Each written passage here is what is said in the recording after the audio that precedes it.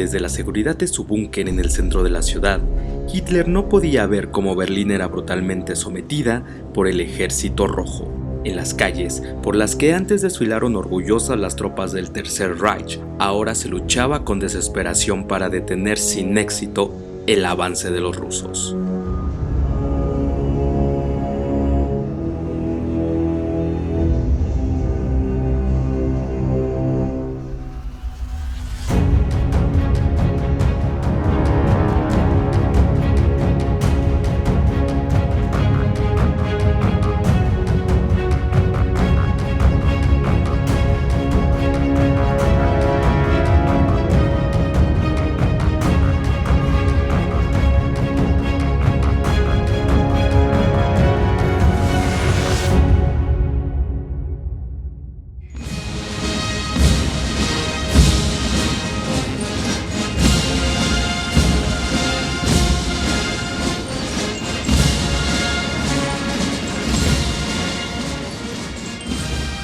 Así festeja hoy Rusia la victoria de lo que ellos denominan la Gran Guerra Patria, el fin de lo que hace 75 años fue la guerra más extensa, destructiva y letal de la historia. La Segunda Guerra Mundial estuvo a la altura de su nombre.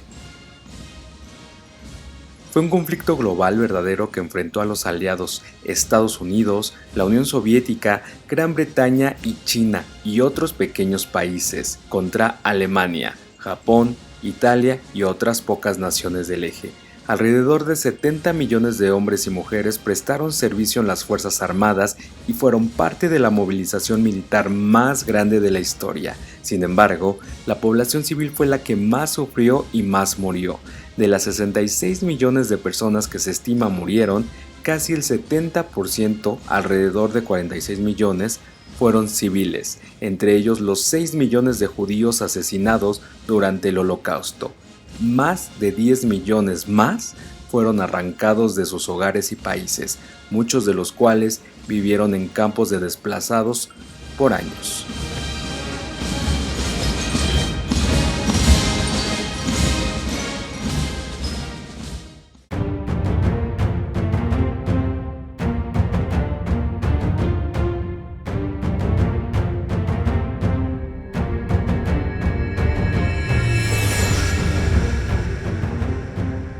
Berlín, últimos días de abril de 1945. El Tercer Reich agoniza. También lo hace uno de sus edificios más simbólicos, el Reichstag.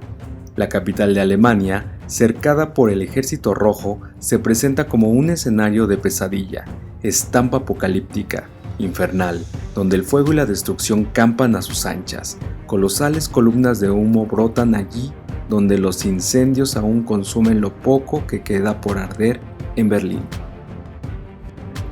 Sobre la ciudad, el cielo plomizo llora una fina capa de lluvia demasiado fría pese a ser primavera.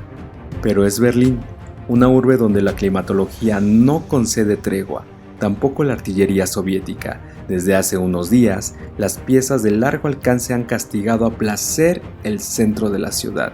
No importa el lugar donde se pose la mirada, la granizada de obuses rusos ha reventado casi todo lo que estaba en pie.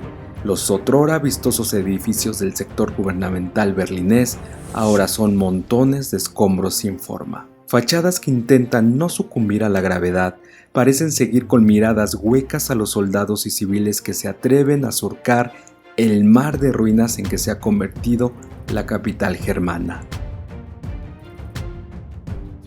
Durante las primeras horas y días de la batalla de Berlín, los carros soviéticos han lanzado ataques de sondeo en los barrios periféricos, sin dar crédito a la furiosa resistencia que ofrecen los apenas 90.000 defensores. Únicamente la mitad son soldados. La infantería del Ejército Rojo ha contemplado cómo decenas de los blindados a los que escoltan han sucumbido bajo una demoledora lluvia de fuego. La culminación del asalto de Berlín fue la batalla librada por el control del Reichstag, que en aquel momento era el edificio más alto del centro de la ciudad y cuya captura tenía un valor simbólico. El intento de tomar el Reichstag el 27 de abril fracasó y la lucha se prolongó durante 4 días. El vuelco decisivo llegó el 29 de abril, cuando las tropas soviéticas lograron capturar el bien fortificado edificio del Ministerio de Interior, que ocupaba una manzana entera. Königsplatz, la espaciosa plaza tendida a los pies del Reichstag, bien podría compararse con el paisaje lunar de la mañana del 30 de abril de 1945, mutilada por infinidad de cráteres, además de una gran zanja antitanque inundada de aguas que atraviesa casi toda la extensión de norte a sur. La plaza está a punto de albergar uno de los episodios más dramáticos de la batalla de Berlín. La toma del cercano puente Moltke e incluso el Ministerio de Interior, en cuyo interior aún resuenan los disparos de los últimos defensores alemanes, han supuesto una hemorragia de bajas por el alto mando soviético. Ha llegado la hora de asaltar el golpe definitivo. El Reichstag pasó a manos de los soldados soviéticos en la tarde del 30 de abril, ese día en el que Hitler se suicidó junto a su mujer Eva Braun, quienes ya no verían la culminación de tan atroz guerra que años antes él había comenzado. La madrugada del primer día de mayo no concede tregua en la lucha. Dentro del Reichstag los combates tienen lugar en los pasillos, en escaleras, sótanos. Una pugna sin cuartel, habitación por habitación. El cuerpo a cuerpo es inevitable. Quienes defienden el edificio gubernamental saben que se encuentran entre la espada y la pared, pues no esperan piedad de los rusos. No queda otra salvo resistir hasta el final. El fanatismo nada tiene que ver ya con ideologías. Todo se resume a intentar salvar la vida propia, la del camarada herido moribundo que se desangra al lado de quien aún aguanta en pie.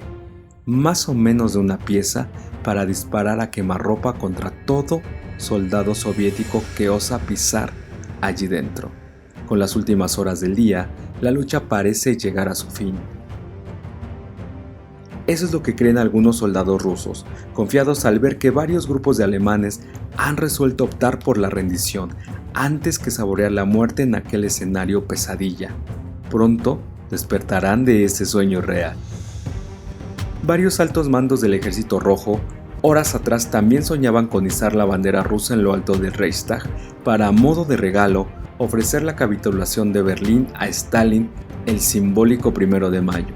Apenas un reducido grupo de soldados, casi al concluir el día 30 de abril, fue capaz de hacer ondear algo parecido a una bandera roja en el tejado. Pronto tuvieron que recular, pues en la lucha arrasaba el edificio de arriba a abajo. En la mañana del 1 de mayo, sobre el Reichstag levantaba la bandera roja de la 150 División de Asalto, que posteriormente recibió el nombre de Bandera de la Victoria y que a la postre se convertiría en el mayor símbolo de los soviéticos y rusos en cuanto a la guerra se refiere. Incluso hay una historia sobre la mítica foto de la que ya hablaremos en otro video. Fue tras el amanecer del día 2 de mayo cuando por fin un oficial alemán, el general Willing, firmó la capitulación. Restaban unos minutos para que los relojes marcasen las 9 de la mañana.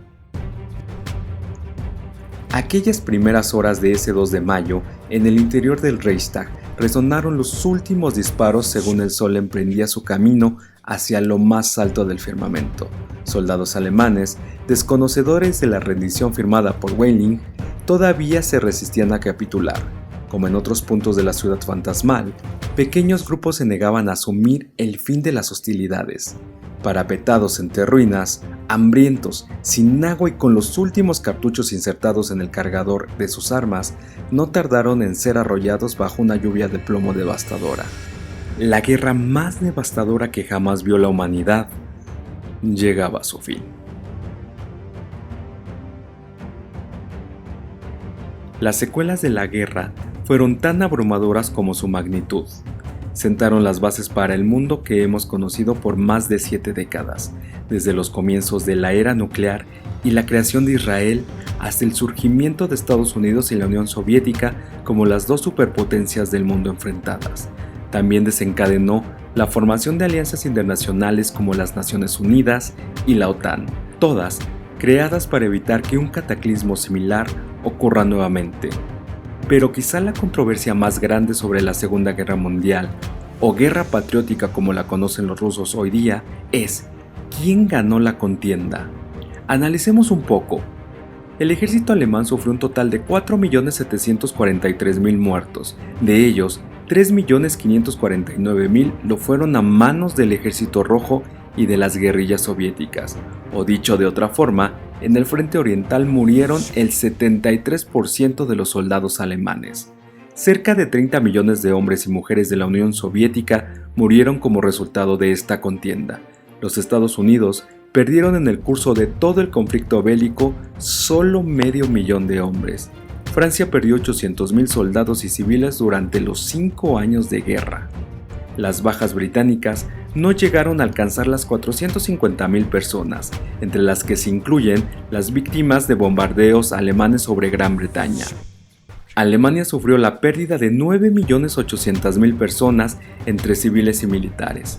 Bajo el nombre en código Operación Barbarroja, la Alemania nazi invadió la Unión Soviética el 22 de junio de 1941, es decir, el frente militar entre Alemania y la Unión Soviética permaneció abierto durante 4 años en lo que fue la operación militar alemana más grande de la Segunda Guerra Mundial.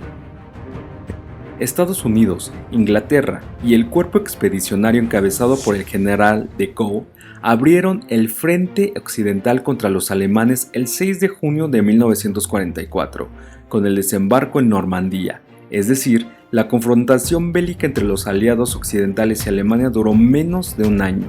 Estados Unidos y Gran Bretaña combatieron contra un ejército alemán tremendamente debilitado y que tenía concentrada su maquinaria militar en el frente del este europeo, tratando de contener el avance del Ejército Rojo. Analizando objetivamente todos estos datos, ¿quién crees tú que fueron los auténticos ganadores de la Segunda Guerra Mundial? Deja tus comentarios.